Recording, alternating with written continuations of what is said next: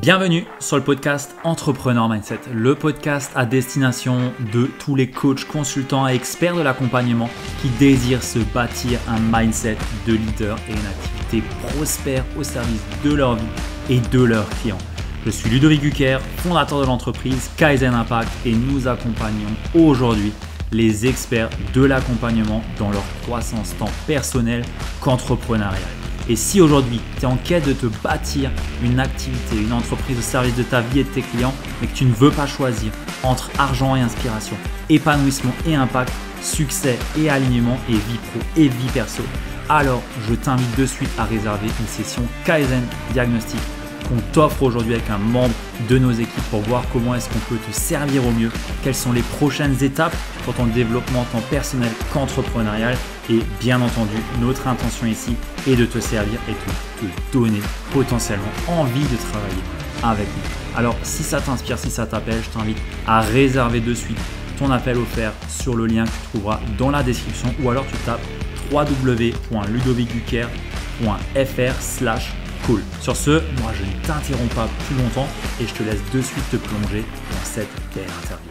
Bienvenue sur le podcast Entrepreneur Mindset. J'ai le plaisir d'être en compagnie de Julien Mézy, entrepreneur, fondateur de No Limit Impact, également du podcast Leader de ton marché et bien plus encore. On verra ça ensemble dans cet épisode. Bienvenue Julien, merci pour ta présence. Merci Ludovic pour l'invitation. Avec plaisir. Je suis vraiment honoré de t'avoir ici avec moi. Ça me fait très plaisir. Tu es un acteur du marché de l'accompagnement dans lequel je suis aussi et j'ai vraiment à cœur de pouvoir échanger avec toi. Donc, merci beaucoup. Julien, pour les personnes qui ne te connaîtraient pas, est-ce que tu pourrais nous dire un petit peu qui tu es, comment tu te définirais aujourd'hui? Euh, ouais, bon, je suis obligé de partir un peu de où j'étais, je pense, pour comprendre où j'en suis. Ma vie a été marquée, je pense, par le sport de haut niveau dans mon enfance. J'ai été sportif de haut niveau jusqu'à 16 ans. À 16 ans, je me suis blessé, je suis retombé dans une vie qui me correspondait pas du tout. J'ai arrêté le tennis et j'ai eu une forme de crise existentielle pendant 7 ans. En mode, je suis qui si je suis plus un tennisman? Je suis qui si je suis plus numéro un français? Je suis plus qui si je suis plus tout ça? Et me retrouver dans une vie qui avait pas du tout de sens pour moi.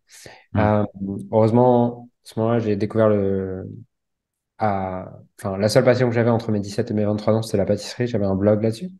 Et puis, à 22 ans, j'ai découvert le développement personnel, le business en ligne, toutes ces choses-là. Et c'est à ce moment-là que j'ai créé mon premier business en ligne sur la pâtisserie. Donc, j'ai commencé à vendre mes formations en ligne. Ensuite, j'ai créé un second business sur la préparation mentale dans le tennis, justement.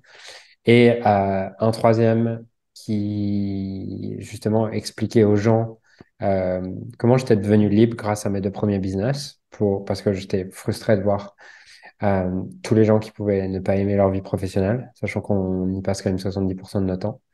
Et ce business a vraiment explosé puisqu'il est passé très vite de 0 à 450 000 euros par mois en 14 mois.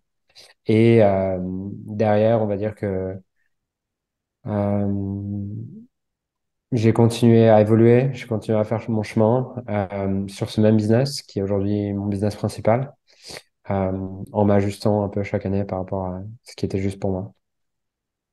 Ok, Voilà comment je me présenterai. très bien. Avec un peu de recul, quels ont été les facteurs qui ont fait ta réussite sur ton dernier business, donc No Limit Impact. Ouais, alors je pense qu'il y a une notion d'opportunité de marché, dans le sens apporter quelque chose de nouveau dans ce marché. Ouais. Euh, Clairement. Il y a une deuxième notion qui est une notion de modéliser ce qui marche déjà. Je pense que c'est bien de vouloir inventer des choses, mais si tu veux réussir rapidement, bah, en fait, prends des modèles qui marchent déjà et fais-les mieux que les autres. Et troisièmement, la compréhension des systèmes, des funnels et la maximisation de ces funnels à travers la pub. Ok. Donc ça serait pour toi ces trois facteurs qui ont fait qu'aujourd'hui tu as réussi à aller, on va dire, plus vite que la Ouais, majorité des personnes, on va dire. Ok. ouais, clairement. Et moi, je te reconnais beaucoup pour la partie, on va dire, mindset, état d'esprit identitaire. Je trouve que tu es très, très puissant là-dedans. Tu es très sharp. Enfin, de mon point de vue, en tout cas, tu es très bon là-dedans. Quelle a été pour toi la place justement de ton identité d'entrepreneur, de ta façon à toi de te mettre en mouvement, ou qu'est-ce qui a été vraiment, on va dire, différent de ce que la majorité des personnes peuvent faire sur ce point-là? Euh, je pense que, tu vois, au-delà de tout ce que j'ai appris plus tard dans ma vie, le sport de haut niveau te donne une certaine façon de voir les choses, de penser. Tu as un objectif, tu y vas et tu donnes tout pour y arriver, en fait. Hmm, Et je pense que j'ai eu un peu ce truc que j'ai amené dans l'entrepreneuriat pour moi. Euh, et je vois beaucoup de gens qui vont tergiverser, se poser des questions, bah, également poursuivre des objectifs qu'ils veulent pas vraiment, dans le sens où ouais, euh, j'ai toujours kiffé ce que je faisais, vraiment. Genre, ouais, j'ai gagné beaucoup d'argent et tant mieux, mais dans le fond, au-delà de l'argent, je me réveillais le matin, j'adorais créer le funnel, j'adorais regarder ma pub, j'adorais accompagner les gens. Il y a C'est pas en mode j'ai poursuivi tout ça pour arriver au résultat. C'est le process m'excitait en lui-même, tu vois. Et je pense que notre conversation reflète un peu ça, tu vois. On est samedi, il est 18h. Et c'est ce que je te disais, où tu me disais, j'admire que tu sois là à cette heure-là. Et je te disais, bah, en fait, je préfère faire ça que tout au monde, tu vois. Et je pense que c'est un peu ça qui est sûrement différent chez moi et chez d'autres que la majorité des gens, c'est que la majorité vont se lancer sur un business en ligne ou sur de l'accompagnement comme quelque chose qui est censé améliorer leur vie, hmm, les rendre plus libres et toutes ces choses-là. Et non, en fait. Euh, c'est, pour moi, le plaisir est nécessaire dans la performance. Et si, si tu poursuis le truc juste dans l'espoir d'avoir un résultat, ta probabilité d'avoir un résultat est très faible. hmm, ouais. C'est vrai que pour interviewer pas mal de personnes qui ont réussi, après tout dépend où on place le curseur de ce qu'est réussir, mais il y Ouais, en a beaucoup pour qui en fait bah, ils feraient rien d'autre à la place en fait de ce qu'ils font aujourd'hui. ouais, Et ouais. enfin ouais, dédient leur vie en fait à ce qu'ils font et à une mission. On reviendra juste sur ce point après, mais ouais, c'est vrai que ça fait énormément de différence pour une personne qui réussit, une personne qui en fait reste à un certain plateau, et c'est ok aussi parce que elle sert ce qu'elle elle souhaite avoir en fait, et Ouais. ça reste là. Mais si tu veux aller plus loin, effectivement, ouais.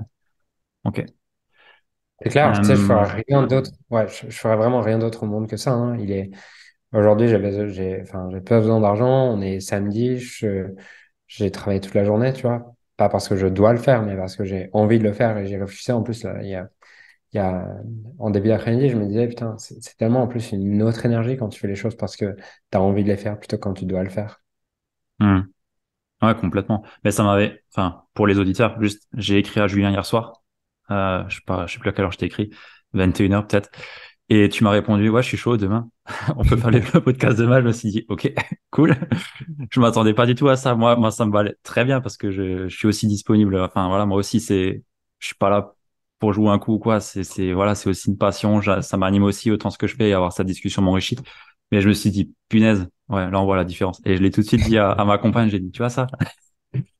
Lui, il est présent, il est là. Enfin, c'est différent. C'est différent. Donc, ouais, ça me parle bien. Ok. Euh, Est-ce que tu pourrais me dire un petit peu quelles ont été les sources d'influence et d'inspiration sur ton parcours qui ont vraiment été game changer pour toi, tant sur le plan Ouais. business que sur le plan humain et ouais, relationnel aussi. David Laroche, clairement, au début. Enfin, après, si tu parles relationnel et qu'on revient avant, je pense que mes entraîneurs ont joué un rôle énorme dans ma construction, puisque moi, j'ai jamais vu mon père, j'ai jamais connu mon père, je sais même pas à Ok. quoi il ressemble, tu vois. Donc, forcément, mes figures paternelles ont été mes entraîneurs. Donc, Mhm. j'en ai deux en tête, tu vois, qui ont vraiment joué un rôle.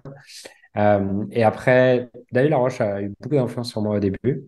Parce que je pense que je me suis reconnu un peu dans son histoire aussi et dans plein de choses, dans sa timidité, voilà. Et ensuite, je dirais pas que c'est des gens qui ont une influence, ils ont une influence sur les stratégies que j'ai utilisées, mais voilà, c'est pas sur qui je suis devenu. Je pense que stratégie, c'est bien, qui tu deviens, c'est un autre impact. Ouais. Donc, je dirais David Laroche, ensuite, je dirais John de Martini, et ensuite, je dirais différents coachs peut-être moins connus que j'ai eu. Ok.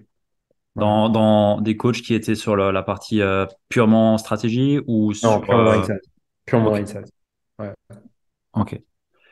Justement, tu parles stratégie et du coup développement d'un plan plume. Selon toi, qu'est-ce qui est le plus important aujourd'hui pour réellement avancer dans son activité?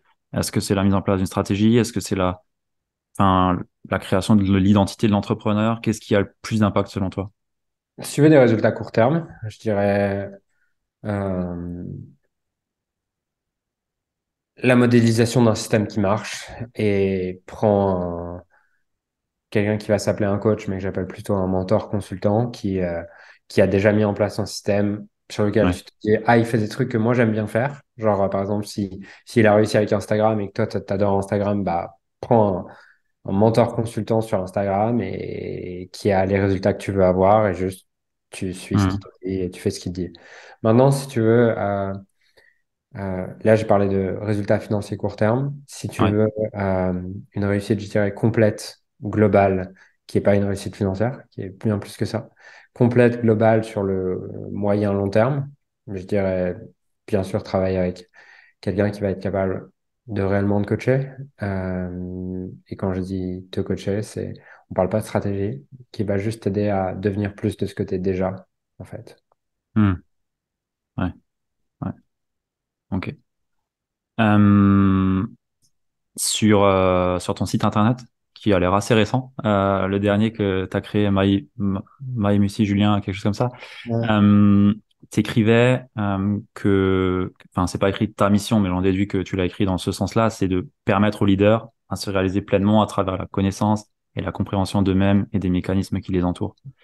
Ok, c'est Euh, une belle phrase. Elle vient de toi, je crois. Là, je me fous un peu de ma gueule, tu vois. Ok. Pourquoi tu te fous de ta gueule, du coup? Parce que faut bien mettre une phrase, tu vois, autour d'une mission, mais je pense qu'une mission, ça se résume pas à une phrase. Ouais. Ok. Je voulais te demander du coup, comment est-ce que tu permets justement à ces leaders de se réaliser? Comment est-ce que ça s'exprime aujourd'hui dans son activité? Qu'est-ce que tu fais concrètement justement pour répondre à, pas cette phrase, mais de façon générale, à ce que les leaders aujourd'hui se réalisent et ouais. J'essaie d'avoir ce qu'ils voient pas. Je vais être plus précis que ça, mais je pense qu'il y a une croyance euh, assez néfaste dans le développement personnel, qui est l'idée que pour réussir, tu dois devenir quelqu'un, tu dois devenir la meilleure version de toi-même, tu dois devenir tout ça. Pour moi, tout ça, tu l'es déjà. Euh, Parce que vouloir devenir la meilleure version de toi-même, ça induit qu'aujourd'hui, tu es une version plus pourrie de toi-même, tu vois. Ouais. Ce qui a pas vraiment de sens. Et tu peux vouloir devenir quelqu'un d'autre que si tu n'aimes pas ce que tu es aujourd'hui. Donc, moi, ma démarche, c'est plutôt l'inverse. C'est de permettre aux gens, parce que c'est pas que des leaders. J'aime autant accompagner quelqu'un, tu vois, qui a un problème de poids, que quelqu'un qui a un problème avec sa mère, que quelqu'un qui fait 80 millions et qui veut aller à 120 millions, en fait. Hmm. Euh, mais dans tous ces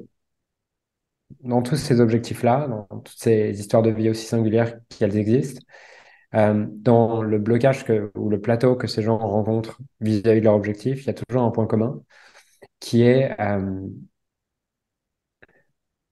une charge émotionnelle à un endroit. Une charge émotionnelle à un endroit, c'est quoi? C'est une mémoire euh, qui te fait poursuivre un chemin qui n'est pas le tien et qui te fait du coup, par la même occasion, diminuer ton potentiel et diminuer tes qualités. Tu vois, j'aime beaucoup cette image du, du poisson qui essaie de monter à l'arbre. Bah, le Hmm. poisson qui essaie de monter à l'arbre, est-ce qu'il faut qu'il devienne la meilleure version de soi-même pour pouvoir monter à l'arbre ou est-ce qu'il faut juste qu'il essaie de monter à l'arbre? D'arrêter de monter à l'arbre, bah, faut juste qu'il arrête d'essayer de monter à l'arbre et qu'il revienne dans son environnement naturel qui est l'eau et qu'il utilise toutes ses ressources pour être dans l'eau, tu vois, et pour tout donner dans l'eau.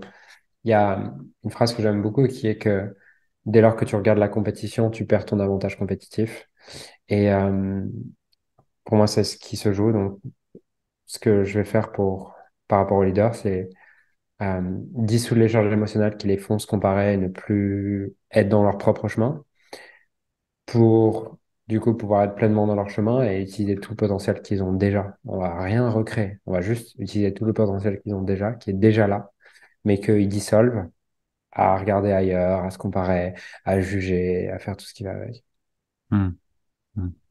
Et finalement, quand tu fais ce travail-là, c'est là où tu arrives à avoir le plus d'impact en fait sur leur vie et Clairement. directement en fait sur leurs résultats aussi, que ça soit Clairement. ouais, Clairement, parce qu'en gestion. fait, euh, moi, j'ai vraiment deux parties dans mon activité. J'ai NLE Business sur lequel on va quand même euh, partager une forme de modèle un peu. On va partager des tactiques, des stratégies. Et là, je vais pas dire que je travaille avec des gens moins intelligents que moi, parce que c'est pas le cas, mais euh, au niveau du modèle stratégique qu'on enseigne, Hmm. euh, entre guillemets, on le maîtrise, tu vois.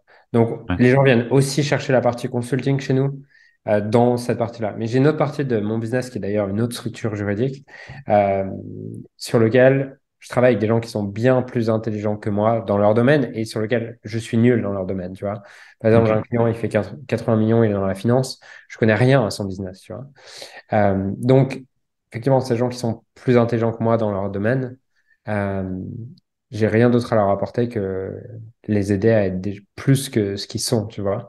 Comme un coach sportif comme un coach de tennis qui amènerait Rafael Nadal à mieux jouer au tennis parce que lui-même ne sait pas comment jouer au tennis ou pas aussi bien que, pas au Ouais. niveau de Rafael Nadal, tu vois. Hmm. Et c'est-à-dire qu'aujourd'hui, tu as deux entités. Tu as une entité où Ouais, tu as la partie, on va dire, le mastermind, croissance harmonieuse et peut-être d'autres ouais, produits qui sont ouais, dedans. Et à côté, tu as toi qui fais du coaching en one-one, du coup. ouais. Ouais. Ça fait longtemps, du coup, que tu l'as scindé ou ça a toujours été comme ça aujourd'hui? Non, c'est récent que je l'ai scindé. Ok, Ça fait 6 mois que j'ai scindé ça. ok. Avant, avant, je développais. En fait, avant, je faisais pas payer. Je faisais déjà du coaching sur des autres sujets que NLE Business. Juste en général, je ne faisais pas payer. Je le faisais sur une ou deux séances. Sûrement Ouais. parce que, tu vois, j'attirais de par euh, des soirées réseau ou des choses comme ça, ou sporadiquement à travers le podcast, des Hmm. gens qui étaient bien plus avancés que moi dans le business, qui faisaient 10 20 50 millions plus, et qui me disaient, je viens, est-ce que tu peux m'aider? Et je pense qu'il y avait une part de moi qui me sentait pas légitime pour facturer ça, Hmm. donc je le faisais, j'avais des résultats, et puis, mais je le facturais pas. Ok. Ça montre que même à ton niveau, il y a toujours cette illégitimité à un certain stade par rapport au, Clairement. Ouais, clairement. où les, je vois souvent des entrepreneurs, j'accompagne du coup des entrepreneurs d'un point de vue business qui sont pas à ton niveau, loin de ce niveau, mais qui sont parfois dans ce syndrome de l'imposteur et autres. Et là, bah, en fait, c'est un très bon exemple pour montrer que en fait, tu auras toujours ce syndrome de l'imposteur par rapport à quelque chose qui est plus grand que toi, en fait. Et Ouais, clairement. Enfin, ouais, clairement, je me suis vu euh, saboter, entre guillemets, des accompagnements pour cette raison-là, avec par exemple une influenceuse qui a plusieurs millions de personnes qui la suivent, tu vois, sur les réseaux, et Mhm. qui me dit j'aimerais travailler avec toi, qui m'appelle, et finalement je lui dis que j'ai plus de place en coaching, tu vois. Ok, Voilà. Donc ouais, ça a été mon travail, je pense, de cette année, de vraiment reconnaître ma valeur à cet endroit-là ouais. et, et d'assumer d'assumer que je peux aider des gens qui sont bien plus avancés que moi dans leur domaine à eux, tu vois. Mhm. Ah, c'est intéressant. C'est chouette que tu partages ça parce que ça va, je pense, dédramatiser beaucoup de personnes aussi dans leur situation où ils se disent, Ouais, en fait, une fois que tu es à un niveau, t'as plus de syndrome de l'imposteur, t'as plus de peur et ainsi de suite. Mais en fait, si, tu ouais, auras toujours des clairement. peurs, tu auras toujours un petit syndrome de l'imposteur, tu auras toujours des sabotages internes à plus ou moins haut degré. Et peut-être que aussi la vitesse à laquelle tu arrives à le passer est différente à un moment donné parce que tu auras peut-être plus de ressources Pas aussi. forcément. Pas Pas forcément. forcément? Ok. Non. Je pense que ça m'a pris du temps, tu vois, de Ok. dépasser ça. Ouais, Premièrement, parce que je mettais pas de mots et en fait, je dirais que ça prend même plus de temps parce que tu n'as plus la nécessité de le faire.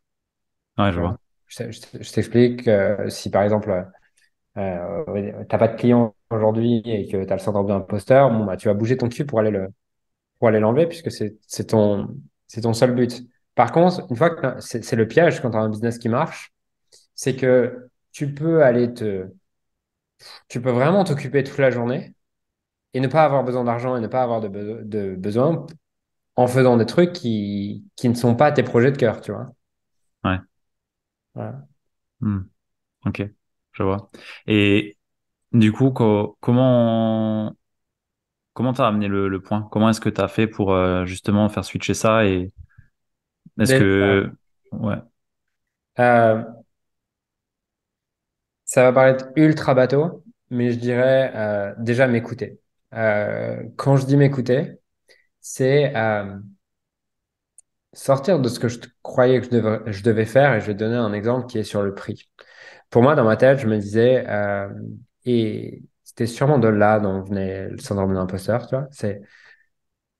Pour moi, sur le prix, je me disais, OK, en fait, si aujourd'hui, le mastermind croissance harmonieuse, c'est 30K pour l'année, bah, si je fais du one-on-one avec des gens qui ont bien plus d'argent, je dois le facturer sûrement 50, sûrement 100 000 euros, en tout cas, plus que hmm, 30 000 euros, tu vois. Alors qu'au fond de moi, je sentais que c'était pas le prix juste pour moi. C'était bien en dessous. Sauf que j'avais un conflit entre ce que je croyais que je devais faire et ce que je sentais juste en moi. Et c'est toujours ça, le syndrome de l'imposteur. C'est qu'il y a un écart entre ce que tu sens juste et ce que tu crois qu'on doit faire, parce que ce que tu crois que tu dois faire, c'est parce que d'autres t'ont dit tu devrais faire comme ça ou toi-même tu t'es injecté ça. ouais, Et c'est ce que, tu vois, souvent les gens, ils veulent bien faire, ils te disent, ah putain, j'ai eu une conversation avec toi, franchement, ça m'a trop aidé, ça va aller au moins beaucoup plus, tu vois. hmm, Euh, et du coup, tu commences à avoir ce conflit en étant plus capable de distinguer ce qui est la voix des autres et ta propre voix. Et, un des trucs qui m'a libéré, c'est juste d'accepter que, bah, en fait, pour moi, c'est juste de coacher à 400 euros de l'heure, euh, ce qui fait peut-être 10 000 euros sur l'année pour quelqu'un qui me voit que toutes les 2 semaines, tu vois. Et, hmm, et, et, et c'était comment? Est-ce que dans ce milieu, tu vois, du high ticket, où c'est une espèce de course à qui va vendre le plus cher, comment est-ce que, si moi, ma justesse, tu vois, il y avait ce truc de, moi, ma justesse, elle est à 10 000 l'année, même pour des gens qui font 80 millions, tu vois. ok, Et comment est-ce que j'assume ça? Et pendant longtemps, là, je peux t'en parler aujourd'hui parce que c'est du coup hmm, clair, parce que je l'ai dépassé. Mais pendant longtemps, tu vois, je comprenais pas pourquoi est-ce que j'arrivais pas à trouver un prix parce que juste, j'étais brouillé par tout l'extérieur, tu vois. Et, euh, Et j'ai un ami qui m'a partagé une perspective autour du syndrome de l'imposteur que j'ai beaucoup aimé, euh, qui disait que, en fait, tu as le syndrome de l'imposteur quand tu es réellement un imposteur. Et c'est pas un syndrome, c'est que tu es un imposteur au moment où tu as le syndrome de l'imposteur, dans le sens où tu essaies d'être autre chose que ce que tu es vraiment. Point. À partir de là, tu es un hmm, imposteur par rapport à qui tu es vraiment. Et j'essayais d'être quelqu'un qui voulait facturer beaucoup plus cher, par exemple, de par le fait que je le justifiais. Et c'était justifiable sur le papier. Sauf qu'à l'intérieur de moi, c'était pas ça. ok. Ouais, c'est intéressant ça. C'est au final se créer une identité qui n'est pas la nôtre, dans laquelle on se reconnaît plus, et ce qui fait qu'on est plus à Ah, l'aise en fait là-dedans. ouais, clairement. Et je pense que tu vois, aujourd'hui, dans le coaching, tu as tout ce milieu des prix, de tout ça. Ouais. Et je pense que le truc le plus juste pour la majorité des gens, c'est de commencer à faire 10 coachings gratuits, voir que tu Hmm, as des résultats. Derrière, faire 10 coachings à 30 euros, voir qu'à 30 euros, tu as de la certitude, tu as des résultats. Passer à 40, passer à 50, passer à 60. Point. hmm. Ouais. C'est vrai que souvent on entend, ouais, si tu vends pas en dessous de 4 000 euros, enfin, 4 chiffres, pardon, c'est que t'es pas bon et ainsi de suite. Ouais. Et tu sais, j'ai vu la majorité. En fait, ça, c'est vrai si tu es entrepreneur, que t'es pas un coach, tu vois. Mais la majorité des gens, en fait, quand ils se lancent là-dedans, leur Euh, métier et leur passion, c'est de coacher. hmm, Et ils se mettent cette pression d'être à 3 ou 4 000 parce qu'on quelqu'un leur a dit, tu vois. ouais. Et du coup, ils s'éteignent parce qu'à 3 ou 4 000, ils ont 2 ou 3 clients.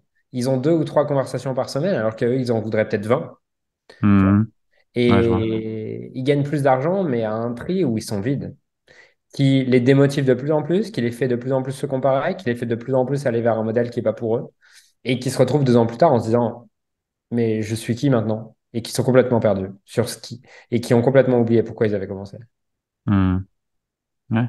Ouais, et après, derrière, ça impacte leurs résultats parce qu'ils sont plus confiants. Et au final, il n'y a plus de certitude non plus par rapport Clairement. à ce qu'ils font.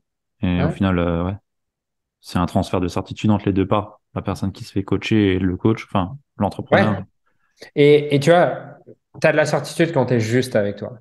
La Mhm. plupart des gens confondent, surtout dans ce marché, confondent euh, certitude et surconfiance, qui est 2 choses différentes.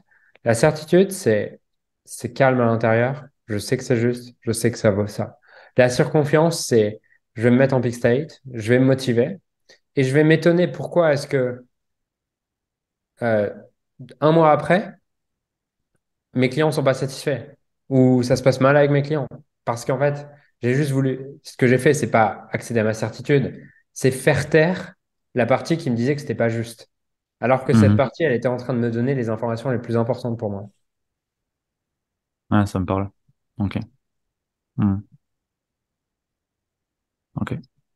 C'est bien, c'est un message qui sort à contre-courant de ce qu'on pourrait entendre de façon générale. Ouais. Et ouais, ça peut rassurer des personnes, je pense. Et je pense que c'est ce qu'il y a de plus juste aussi, parce qu'au final, c'est ce qui est juste pour la personne de faire, en Mhm. fait. Si pour toi Mhm. c'était de pricer à 50, ok. Mais si c'est pricé à 10, c'est aussi très bien. Mais Ouais. ouais, ok. Euh, j'ai envie de te demander un peu ta vision aujourd'hui du marché de l'accompagnement. On voit pas mal, tu sais, les business énergétiques, on voit beaucoup ouais, j'ai presque envie de dire que le marché évolue beaucoup, qu'il y a de plus en plus un manque de confiance de façon générale, qu'il y a besoin de plus en plus de nurturing et ainsi de suite pour que bah voilà, des programmes puissent se remplir et autres. En tout cas, c'est ce que j'observe dans mon entourage. Et je voulais avoir un petit peu ton avis sur comment est-ce que va évoluer le marché. J'ai vu que enfin, je sais que tu t'es passé de LS, donc Limitless Scaling, à croissance harmonieuse. D'autres personnes vont aussi faire un changement dans ce sens-là. Tu es un acteur du marché et je voulais savoir un petit peu, enfin, avoir ta vision de comment est-ce que va se développer le milieu de l'expertise, de l'accompagnement dans le futur, on va dire à un an. Ouais. Je sais pas. Je peux juste te donner la manière dont moi je me vois évoluer, mais Mhm. enfin, aucun des choix que j'ai fait ou des décisions que j'ai prises dans les 12 derniers mois n'ont été stratégiques. Voilà, tous les choix que j'ai pris dans les 12 derniers mois étaient des choix, pour moi avant tout, qui sont anti-stratégiques Ok, pour l'entreprise. Dans le sens où si j'avais pas fait tous ces choix, on ferait sûrement 10 fois plus et j'en étais conscient au moment où je l'ai fait. d'accord. Je me souviens très bien de moments où j'arrête certains trucs et où j'ai des clients qui me disent, mais Julien, tu fais n'importe quoi, tu vas faire 10 fois moins. Et je leur dis, je sais. Tu vois. Donc, c'était pas une question de stratégie business. Euh, comment je vois le marché de l'accompagnement évoluer? Euh,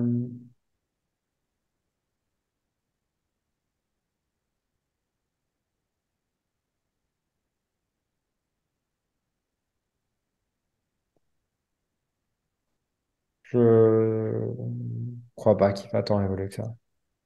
Ok, C'est juste des formes qui échangent. Je veux dire, tu regardes, pour moi, c'est le même qu'il y a 4 ans. La seule différence, c'est que les arguments sont les mêmes. Mais tu as toujours les personnes qui le font avec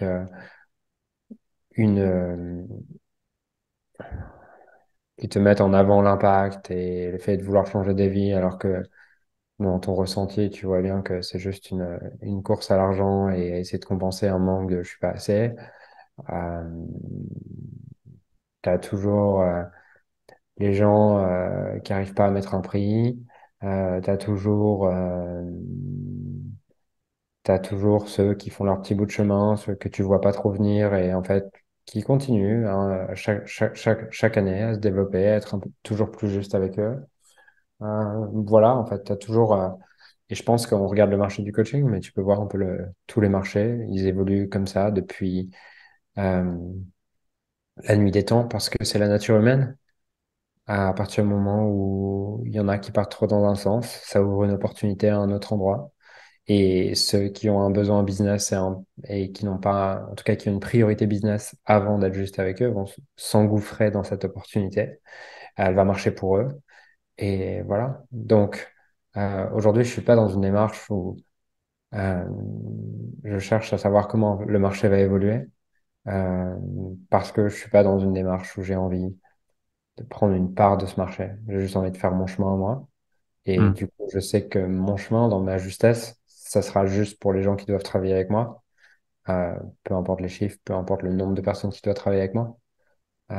Voilà, donc c'est pas une question auquel j'ai réfléchi et c'est pas une question non plus auquel je compte réfléchir, puisque comme je le disais, dès lors que tu regardes la concurrence et dès lors que tu regardes ta compétition, tu perds ton avantage compétitif.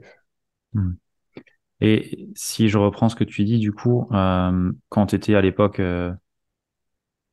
sur un autre modèle, ou en tout cas, Ouais. on va dire à l'époque, je sais pas, 2, 3 ans en arrière, Mhm. du coup, tu étais plutôt dans une opportunité de marché, Ouais, dans le... Ouais, ok. Et clairement. aujourd'hui, tu es revenu en arrière, step back, pour aller vers Ouais, ce qui fait le plus sens pour toi aujourd'hui. ouais, en arrière ou en avant, je sais pas, mais Ouais, enfin, oui, pardon. euh, je pense que c'est juste, tu vois, une évolution dans le système de valeurs, dans le sens où il y a 3 ans, ma priorité numéro un, c'était le business. Et ma métrique numéro un dans le business, c'était l'argent, le profit, le nombre de clients, et je mesurais ça à ça. Aujourd'hui, ma priorité reste toujours le business, mais à travers une métrique qui est complètement différente, qui est à quel point est-ce que je me sens inspiré dans mon quotidien, tu vois. Et c'est ma métrique numéro un, donc forcément, les choix, les décisions, quand ton système de valeurs bouge, elles bougent avec. Hmm. Ouais. Hmm.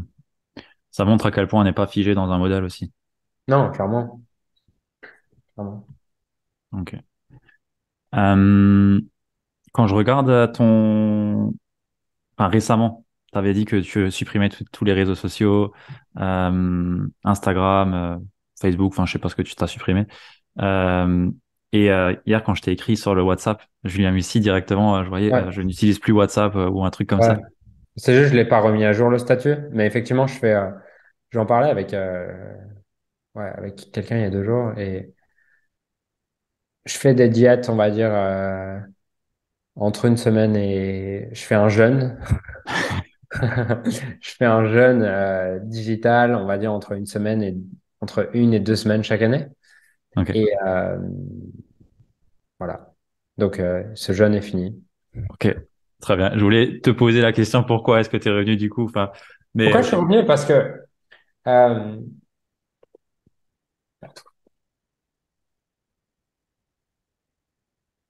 il y a sûrement plein de motifs différents. Alors, ouais, il y a plein de motifs différents. Je peux t'en donner certains, même si j'ai quand même envie de préciser que chaque année, les 7 jours où je fais ma diète, ou mes 15 jours où je fais ma diète, c'est les 7 ou 15 jours où je me sens le plus présent, le plus connecté à moi, le plus heureux. Et je me dis, putain, mais pourquoi je ne vis pas toute l'année comme ça?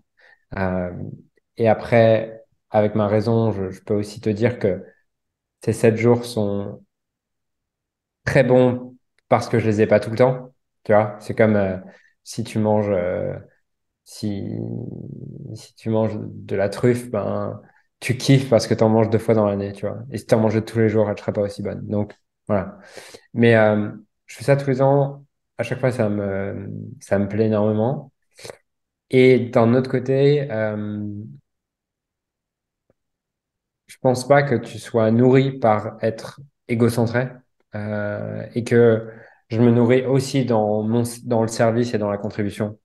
Et Hmm. que si je suis plus connecté avec le reste du monde, bah, je ne sais aussi plus quels sont les problèmes du reste du monde. Et comment résoudre les problèmes du reste du monde. Et d'ailleurs, je pense que c'est dans le business, j'ai eu plein de moments où mon marketing a commencé à être moins bon, mes produits ont commencé à être moins bons, quand justement je ne gérerais plus aucun réseau social parce que j'avais tout délégué. Hmm. Ok, intéressant. Merci pour le partage. Tu as mentionné l'égoïsme dans ta part où tu veux aider et contribuer aux autres. Ouais. Du coup, de ta perspective, c'est une démarche purement égoïste de vouloir aider les autres ou servir le monde comme tu peux le faire aujourd'hui? Je sais pas, je pense qu'il y a un peu les deux, hein. Euh, mais pour moi, c'est nourrissant quand il y a une intégration des deux, tu vois. Dans le Hmm. sens où, bah en fait, si je commence à faire des recherches, à écrire, et que j'ai pas un endroit sur lequel je vais partager toutes mes recherches ou mes apprentissages, ça n'a aucun sens, tu vois. Et je vois que je ne sais pas écrire tout seul dans mon coin. Maintenant, si tu me demandes d'aller faire des recherches sur des sujets qui m'intéressent pas vraiment, je vais pas les faire non plus. Ouais, Donc, pour moi, la justesse, elle se trouve dans un équilibre et dans une intégration surtout entre l'égoïsme et l'altruisme. ok. Ouais, ouais, ça me parle. Ok. Julien, sur ton parcours entrepreneurial de façon générale, qu'est-ce qui a été le plus compliqué à dépasser, à traverser, et qu'est-ce que tu en as tiré? Euh,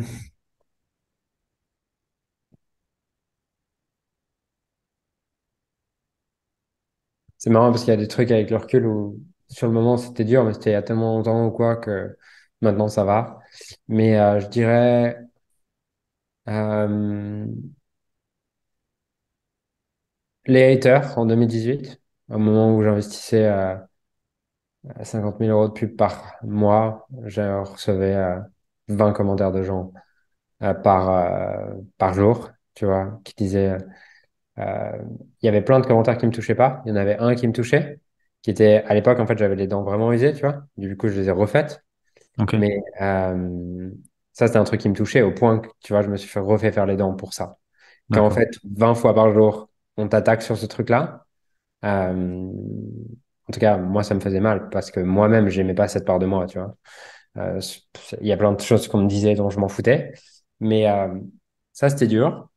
Euh, ça, c'était dur. Ensuite, qu'est-ce qui a été dur? Il y a un truc qui est pas une douleur d'un moment, tu vois, mais avec le recul, qui était quand même un truc qui est un peu dur, qui a été un truc dur, c'est arriver à être juste euh, vis-à-vis de qui tu es dans un marché où tout le monde expose que ses réussites sur les réseaux. Et du coup, où tu as l'impression que c'est le paradis pour tous les autres. Et du coup, tu essaies de poursuivre le paradis des autres plutôt que d'être dans ta justesse. Je pense que ça a été difficile je pense que ça fait vraiment peu de temps que j'y suis. Enfin, j'ai vraiment la sensation d'y être depuis 1 ou 2 mois. Euh, et, euh, et sûrement que je vais peut-être m'y reperdre Mhm. dans les prochains mois, tu vois, mais réussir à rester dans ton axe à toi Ouais, quand tu vois les autres pour lesquels ça a l'air d'être plus facile ou différent ou quoi, mais tu compares toujours les photos Instagram des autres à toi le moment où tu es au fond de ton lit, tu vois. Mais ouais, t'as beau le savoir, c'est pas toujours évident. Et du coup, c'était pas vraiment de se comparer qui est dur, parce que moi je suis plutôt compétiteur dans l'âme, heureusement ou malheureusement, je sais pas. Mais du coup, ça te fait poursuivre des choses qui te nourrissent pas vraiment et qui te drainent au fur et à mesure, tu vois. Donc, c'est plutôt un truc qui m'a servi parce que j'ai cet esprit compétiteur, mais qui a servi mon ego, pas mon âme. ok, Euh, Ça, c'est la deuxième chose qui a été dure, je pense, tu vois, et qui m'a vraiment fallu du temps, je pense, pour traverser. Et je pense que, tu sais, c'est comme souvent on dit qu'il y a des études là-dessus qui montrent que euh, Si, si pendant une semaine, tu dors 6 heures de sommeil, tu vois, en fait, au fil du temps, ton nouveau normal, c'est 6 heures de sommeil. Mais pas dans le sens où, euh, où tu te sens trop bien à 6 heures de sommeil. Mais dans le sens où tu n'es plus capable de remarquer que tu as une dette de sommeil Ouais, et je vois. que tu es une forme de zombie, tu vois. En Hmm. tout cas, que tu n'as plus la même joie, tu n'as plus la même présence, tu n'es plus capable de le remarquer. Et je pense que c'est un peu ce que j'ai vécu et ce que beaucoup vivent. C'est que quand tu t'écartes de ton chemin pendant un temps, ben, tu n'es plus capable de remarquer que tu t'es écarté de ton chemin. Tu ne te souviens plus ce que c'est de dormir 8 heures, alias de te sentir vraiment nourri de l'intérieur, tu Ouais. vois. Et tu vas te shooter à des petits shoots de reconnaissance, de résultats extérieurs et tout, sans voir que tu n'es plus animé par la même vie que tu as eue dans les moments les plus inspirés de ta vie. Voilà, donc ça c'est le deuxième truc. Troisième truc, ça a été cet été, mais je l'ai créé, tu vois. Mais au moment où j'arrête tout, enfin quand je dis j'arrête tout, où on passe d'une équipe de 25 à 5, et où moi j'ai l'impression de suivre mon cœur, et que bah, je me fais défoncer par les clients, les équipes, alors que j'ai vraiment l'impression de le faire à partir d'une intention où je suis dans le cœur et j'écoute mon âme. Et, euh, et de pas comprendre, tu vois, de pas comprendre, de pas savoir le gérer, d'avoir l'impression que tout le monde se retourne contre moi. Et ouais, c'était vraiment dur. Ouais. C'était vraiment dur, un truc de. Mais c'est vraiment dur. Et après, j'ai aussi vu que forcément, quand ça fait 2 ou 3 ans que tu dis, les gars, ça va être comme ça, et que tu crées des attentes à partir de ce que t'es pas, bah, t'as appris aux gens à t'aimer pour ce que t'es pas. Ouais. Et le jour où tu leur montres une autre face, bah, t'étonnes pas qu'ils soient déstabilisés, en fait. Hmm. Mais ça a été vraiment dur pour moi. Je pense que c'est vraiment la période qui était là, euh, émotionnellement la plus dure. De me sentir tellement seul, en fait, dans mes décisions de dirigeant, tu vois, et de me dire, OK, je comprends mieux pourquoi des entreprises vont payer des consultants des millions pour la gestion du changement. Ok. Je veux. Ouais. Ouais, je comprends. Je comprends. Je vois ce que tu veux dire. Euh, J'aimerais rebondir sur ton point 2. Juste en te demandant comment est-ce que tu as fait toi pour retrouver l'axe qui était le bon pour toi? Euh, Qu'est-ce qui t'a mis la puce à l'oreille en fait à te dire ok en fait ce que je suis en train de poursuivre parce que ton business il marchait très bien. ouais, Enfin en tout cas de l'extérieur il marchait très bien. de l'intérieur aussi. Ouais je pense. Euh, Je pense. ouais. Euh, Qu'est-ce qui te fait dire du coup ok je suis pas en train de poursuivre la bonne chose là. Faut que je me remette dans mon axe et que je fasse ce qui est le plus important. Et au final, je pense que le point 2 et 3 sont liés un peu, dans le sens où tu as remis en place quelque chose qui était Ouais. pas juste pour toi. Ouais, simplement, mon niveau d'énergie, tu vois, et mon niveau d'envie que je voyais baisser au fur et à mesure du temps. Il y a eu ça qui me faisait en prendre conscience. Mais au final, ça n'a pas suffi parce que ça faisait 3 ans que je voyais mon niveau d'énergie baisser, tu vois. Je me souviens très bien en Hmm. 2018, enfin, entre 2015 et 2018, quand je démarre sur le business en ligne, quand je me forme au coaching ou quoi, je suis animé, j'ai de l'énergie, je me lève à 7 heures, j'ai de l'énergie, je vais me coucher à minuit, j'ai de l'énergie, tu vois. J'ai Ouais, pas cette baisse et au fur et à mesure, je vois, ça devient dur de me lever, c'est dur de m'y remettre l'après-midi. On arrive le dimanche soir et je me dis, ah putain, demain c'est lundi, tu vois, des ouais, trucs. ok. Ouais, ouais, des trucs de salarié quoi. Ah putain, ouais, des trucs de salarié. Et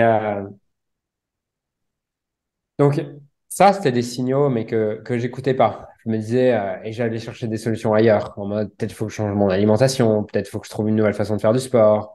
Voilà, je me racontais des trucs parce que ce qui est terrible, c'est que tout mon environnement me disait, mais c'est normal, moi aussi, t'inquiète. Ok. Tu vois? Euh, Le marché malade. ouais, tu sais, il y a une citation de Krishnamurti qui dit, être normal dans une société malade n'est pas un signe de bonne santé, tu vois? Et c'était un peu là où j'en étais. Hmm. Euh, et je pense réellement qu'aujourd'hui, mon regard sur l'entrepreneuriat, c'est ça. C'est que l'entrepreneuriat n'est pas beaucoup plus juste pour 95% des gens que n'est le salariat. Il y a Hmm. juste cette espèce de statut qui te permet de, de t'acheter des plaisirs qui te font oublier que ça va pas trop. Tu vois. C'est la différence entre le salarié et l'entrepreneur à succès. Ok, Pour la majorité, parce qu'il y a des salariés aussi très heureux et il y a des entrepreneurs aussi très heureux. Mais bien euh, sûr. mais mais il y a ça. Euh, et donc ça avait pas suffi. Je veux dire, ça faisait 3 ans que, dans le fond, que j'avais une énergie instable. J'avais une forme de fatigue où euh, je pense que beaucoup la vivent, tu vois. C'était pas en mode je peux pas me lever, c'était juste que ouais, c'était juste les gens pensent que c'est normal, mais c'est pas normal en fait. Enfin, c'est pas naturellement ton corps est fait pour être animé de ton énergie toute la journée en fait, tu vois. Hmm. Bref. Euh, et du coup, ce qui m'a mis la puce à l'oreille, c'est, je pense, c'était depuis mi-2021, où, euh,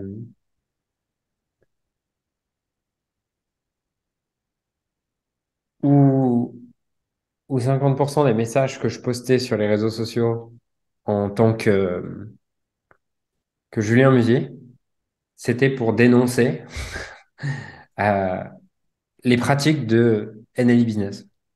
Tu vois? Je t'explique. Je Ouais. t'explique dans le sens où je me souviens par exemple d'un moment où on est en janvier 2022.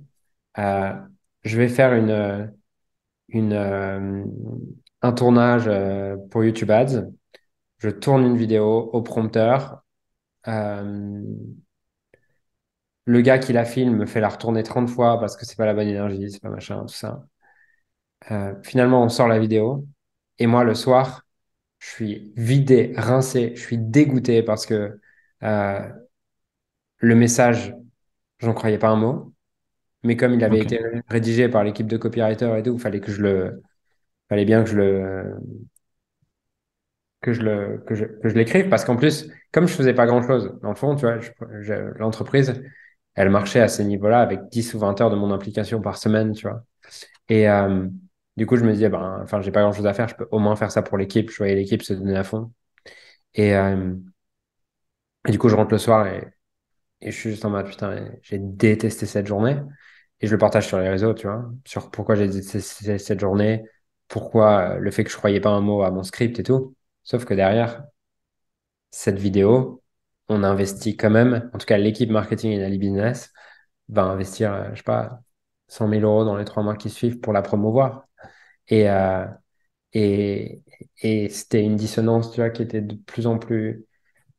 Ouais, je pense que 2 fois par semaine, les messages que je pouvais porter moi en tant que dirigeant venaient descendre l'entreprise, tu vois. Et, Hmm. euh, et du coup, en avril, j'ai une coach qui m'aide vraiment à me mettre de la conscience sur que c'est complètement dissonant en fait. Ce qu'on fait au quotidien, ce que NLI fait au quotidien et ce que moi je porte comme message. Et elle a raison, tu vois. Et donc à ce moment-là, j'ai deux choix. C'est soit je détruis tout et je reconstruis tout, soit je laisse l'entreprise poursuivre son chemin sans moi. Mais les deux peuvent plus cohabiter, tu vois, sous cette forme-là. Et donc fin avril, je décide de euh, lâcher mon rôle de dirigeant. Je nomme quelqu'un à ma place en tant que CEO. Et moi, je veux faire autre chose. Et puis, finalement, début juillet, moi, j'ai été voyager, j'étais faire plein de choses. Et puis, début juillet, cette personne m'appelle et elle me dit, en fait, je pense que c'est pas, je suis pas la bonne personne et tout. Et je dis, OK, bon, bah, je vais reprendre le rôle de dirigeant, du coup, en juillet. Et là, du coup, j'ai tout changé, à tous les endroits, dans tous les départements. Voilà. Ok. Et qu'est-ce qui a été, enfin, ouais. Qu'est-ce qui a été le plus challengeant pour toi dans la restructuration de ton activité? Enfin, de Anali plutôt. Euh, Parce que c'est quand même une sacrée ouais. charge de faire ça quand tu es dirigeant en plus.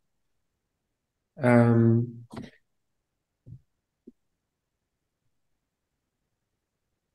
Je dirais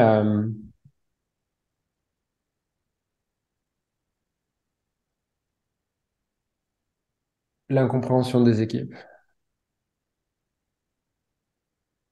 qui, enfin, j'ai 100% ma responsabilité, hein. Je vois à quel point je l'ai créé, je vois comment je suis responsable de ça, mais dans mon ressenti à ce moment-là, dans mes émotions à ce moment-là, ce qui est dur, c'est, c'est qu'on me dise, hmm, qu'on me dise que ça allait bien et euh, que tout allait bien et tout, et que je casse tout. Et moi, je leur dis, ouais, mais en fait, je vous ai laissé l'opportunité pendant 3 mois de poursuivre cette boîte comme elle vous plaisait. Juste, en fait, au bout de 3 mois, vous me dites les chiffres baissent, vous me dites ça va plus, vous me dites on a besoin de toi. Et maintenant, quand je vous ai prévenu, je vous ai dit quand je reviens, voilà comment, si je reviens, voilà comment ça va se passer. Et maintenant que ça se passe comme ça vous convient pas, tu vois. À ce moment-là, il fallait pas me rappeler, tu vois. Donc, Hmm. c'était un peu ce truc-là qui a été dur et après, euh, ouais, surtout ça. C'est le fait d'avoir restructuré dans le sens, pas forcément licencié, je sais pas si c'était licencié Les ou pas, deux. mais Ouais, c'était vraiment ça, du coup, ouais, bien sûr. Ouais. ouais. Et puis, tu sais, après,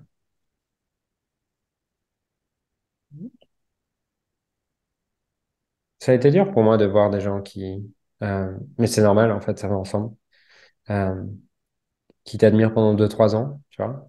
Euh, t'es un dieu pour eux, ils te remercient toutes les semaines parce que c'est trop bien de travailler dans l'entreprise et ils ont jamais connu un environnement de travail comme ça, ils ont jamais connu un dirigeant comme ça. Et, euh, et derrière, ils ont jamais connu un dirigeant comme ça. C'est inadmissible. C'est la même chose. Et d'un autre côté, c'est ma responsabilité. J'ai été touché par la critique que parce que j'acceptais aussi la valorisation, tu vois. Et je prenais les deux. Si tu prends l'un personnellement, tu vas prendre l'autre personnellement. Donc ça a été aussi une bonne leçon pour moi pour juste apprécier le feedback, mais pas le prendre personnellement. Et quand je dis ça, je parle avant tout du feedback positif. Hmm. Ouais. Ça Ok. m'a bien aidé à me libérer de mon addiction au feedback positif. Parce que ma sensibilité au feedback négatif n'était que l'autre face de la médaille de mon addiction au feedback positif. C'est une belle leçon, ça. Dans le Ouais, sens clairement. à prendre Ouais, en compte les deux faces de la pièce, en fait. ouais, clairement. Parce que tu sais, j'étais addict à. Et pourquoi est-ce que l'entreprise, elle arrive pourquoi est-ce qu'elle se décale comme ça entre moi, ce qui m'inspire et, euh, et là où elle en est aussi parce qu'en fait, pendant 3 4 ans, il y a une part de moi qui voulait faire plaisir à tout le monde, tu vois, Ouais. parce qu'elle était addicte au, au feedback positif et à ce que les gens m'aiment et à ce que les équipes m'aiment et tous ces trucs-là. Et donc, faut pas se plaindre derrière que le jour où je me recentre, en fait, j'ai créé des illusions pendant 3 ans. J'ai montré ce que j'étais pas. J'ai essayé d'être quelqu'un d'autre pendant 3 ans. Donc, forcément, le jour où tu assumes qui tu es, ben, faut pas t'étonner que t'es pas les personnes qui t'aiment pour qui tu es autour, mais qui t'aiment pour le fantasme et l'illusion que tu as voulu maintenir, en fait. Hmm. Ouais. Ouais, ouais. Je vois ce que tu veux dire. Aujourd'hui, du coup, vous êtes à 5 encore à gérer l'entreprise que tu disais avant de 25 à 5. Euh, Je te demande une seconde parce que ouais, il n'y a pas de problème. ouais,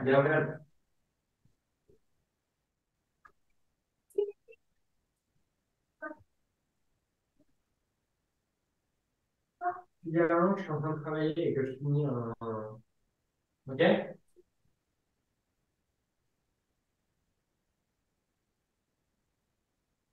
y a le chef. Ah putain. Euh, donc, j'ai 6 minutes parce qu'après, c'est le plateau télé. Je vais Ok, juste envoyer un message à ma chérie pour lui dire. ça roule. Non, non, je vais juste lui dire, je serai pas là dans 6 minutes, donc tu tiens Gabi, s'il te plaît. Euh, On arrive sur euh, la fin de toute façon. ouais, je serai pas là dans 6 minutes. Dis à Gabi de remonter. Ok, ouais. Désolé. Il n'y a pas de mal, t'inquiète. Euh, ouais, du coup, je disais, ouais, t'es passé de 25 personnes à 5 personnes À 5. à 5 dans ton équipe aujourd'hui. Et ouais, je voulais savoir comment est-ce que tu as géré cette restructuration. Est-ce que tu as écrit des programmes? Est-ce que tu as... Enfin, ça paraît Ouais, énorme de ouais. couper par, ouais, 5. par 6 le... Enfin, ouais, 5 pardon. Purée. Par 5 les effectifs. Déjà, on a supprimé toutes les équipes vente, setting. Ok, parce Ok. que, en fait, euh, ça pour moi, c'était pas aligné. On payait les gens à la commission. Et Hmm. tu peux pas attendre de l'éthique et de faire rentrer les bonnes personnes si les gens sont récompensés à faire rentrer des personnes. Tu vois, tu peux pas leur demander de faire rentrer les bonnes personnes si tu les payes à faire rentrer des personnes. Euh, voilà. Donc ça, c'est le premier truc qu'on a arrêté. Donc ça représentait quand même dans le fond 10 personnes, tu vois, déjà. Hmm. Après, on a arrêté un programme parce que ce programme, j'étais plus aligné parce que de par le message, tout ça, on attirait des personnes qui voulaient faire, enfin, qui voient l'accompagnement comme une opportunité. Et je pense qu'il y a des choses à faire avant de vouloir gagner sa vie avec son entreprise d'accompagnement. Déjà, savoir accompagner, tu vois, avant d'avoir une entreprise d'accompagnement. Ouais, c'est la Euh, base, mais souvent on l'oublie ça. voilà. Et, et ensuite, du coup, le dernier programme qu'on avait, on l'a fait un peu évoluer et tout, mais surtout, plutôt que d'avoir 5 personnes à mi-temps, on a pris 2 full-time. Voilà. Ok, ok. Et du coup, il y a toi qui gères avec David, du coup, qui est plus marketeur. Enfin, Ouais, ouais, ouais, ok. ouais. Et après, on a deux coachs, mais qui vont aussi jouer le rôle de closer s'il y a besoin. Maintenant, quand je dis rôle de closer, c'est relatif dans le sens où Hmm. déjà, nos prix sont annoncés, les programmes sont décrits, euh, ces personnes ne prennent pas de commission. Donc, c'est plus un rôle de s'assurer que c'est un bon fit, en fait, et que notre programme il est adapté à la personne et que la personne est adaptée à notre programme, tu vois, plus qu'un call Ouais. de plus. Ça me fait penser un peu à Sam Owens qui avait Ouais, ouais, clairement enfin, des programmes avec énormément de personnes dedans, en termes de structure et autres, qui d'un coup a tout cuté, a juste eu son mastermind. Mais en fait, ouais, c'est un peu dans le même ouais, style, ouais. qui au final fait pas forcément tout autant de profit, mais enfin, si, du profit peut-être. Et Bien puis, sûr tout que le monde si. profite, Profit, ouais. oui, mais Ouais, par contre, pas autant de CA, mais tout autant de ouais, profit. Et il s'éclate plus avec ce qu'il fait, en fait. En tout cas, c'est ce ouais. qui, comme ça qu'il l'a montré, ça me fait penser à ça. Et ouais, c'est très smart. Ok, super. Bah, bravo. Faut avoir du courage de faire un switch comme ça et ouais, franchement, c'est inspirant. J'ai envie de te demander ton meilleur achat ou investissement à moins de 100 euros. C'est la question un peu plus light. Hmm.